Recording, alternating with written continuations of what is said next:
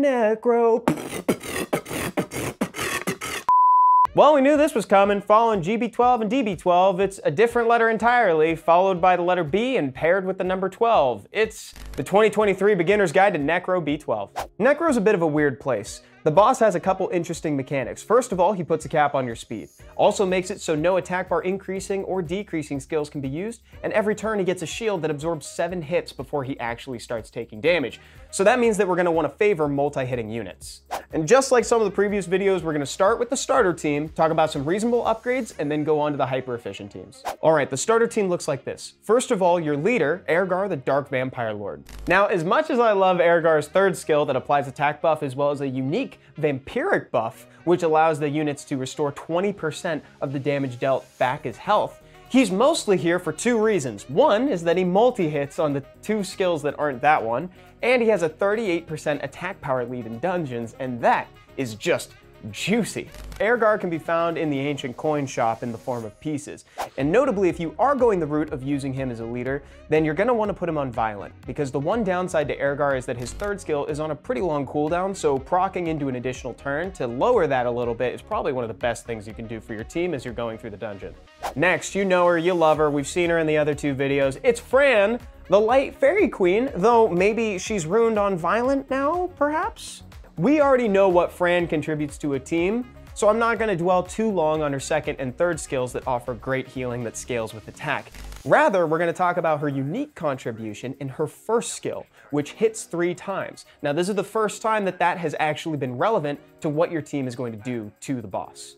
When it comes down to speed tuning, you're going to have her runes so that either she or Ehrgar moves first, so that way the team can have attack buff. Now, what's also great about this is that if you get to the boss and her third skill is on cooldown, she can use her skill 1 to knock 3 hits off that clock for the boss's shield, and then maybe she'll proc and do 3 more hits. But, you know, who am I to dream? Similarly, the next unit on the team also offers the same thing that she's offered in DB12 and GB12, though now she's made even more valuable because her first skill hits 3 times and her second skill hits 2. I still haven't said the name of the monster. It's Lauren the Light Cowgirl.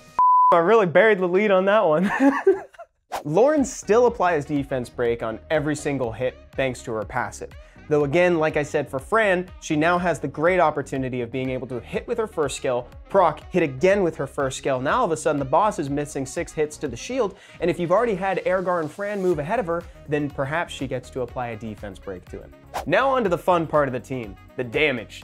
2A Rauk is our first damage dealer, and he's an extra good dog in this dungeon thanks to his team up ability on skill 2.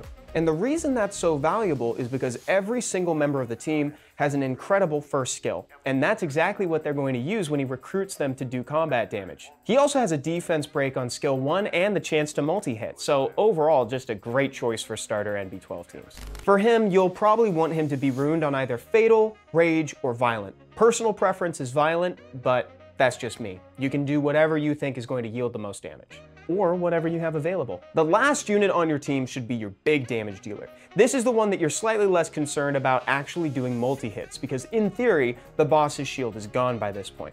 For the sake of this starter team, I'm going to recommend 2A Crow, because if you've been following along through GB12 and DB12, you probably already have one built and ruined. Though another great substitute is Shaman the Light Griffin Second Awaken, though we're going to talk a little bit more about him further down the line in this video. So back to Crow.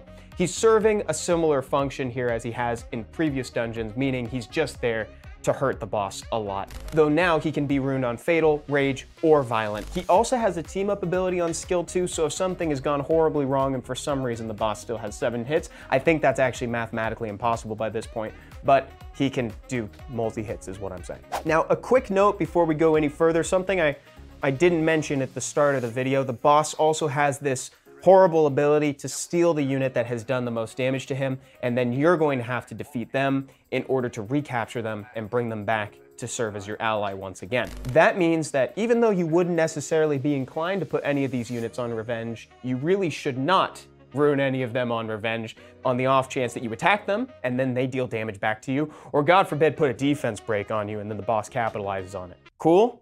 Cool. That was fun fact time with Evan.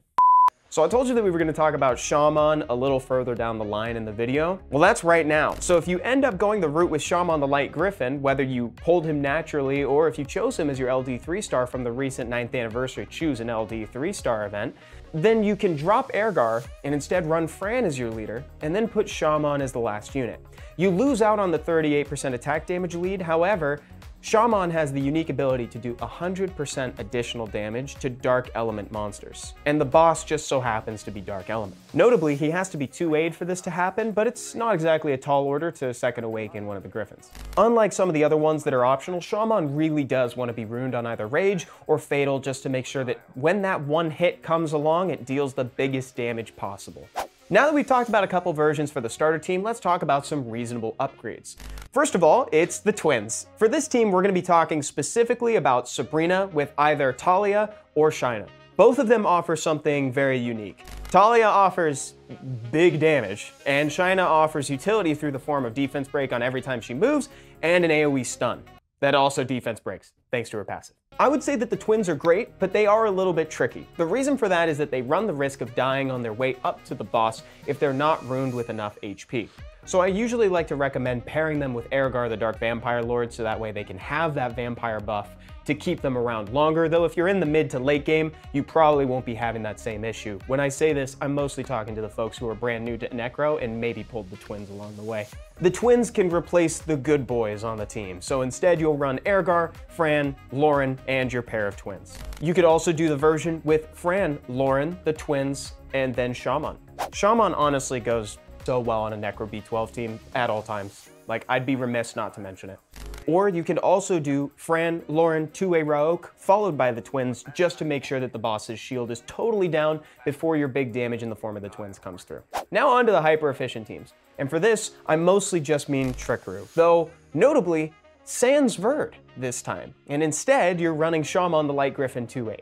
Unlike other places, there's actually quite a bit of flexibility with the Trickaroo team here. They usually work really well with Shaman as that 4th unit, or you can actually run 5 units here. Do Trickaroo followed by a Shaman and an Astar, or you could even do Lucian, Trickaroo, Shaman, which is actually what I run right now. Astar is a really fun inclusion because she does additional damage as long as the target has more HP than her, and the boss is pretty much always going to have more HP than her. For more information on how to rune up a Trickaroo, we have a video on the channel for that.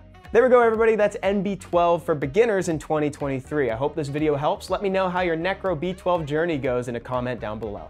Bye-bye.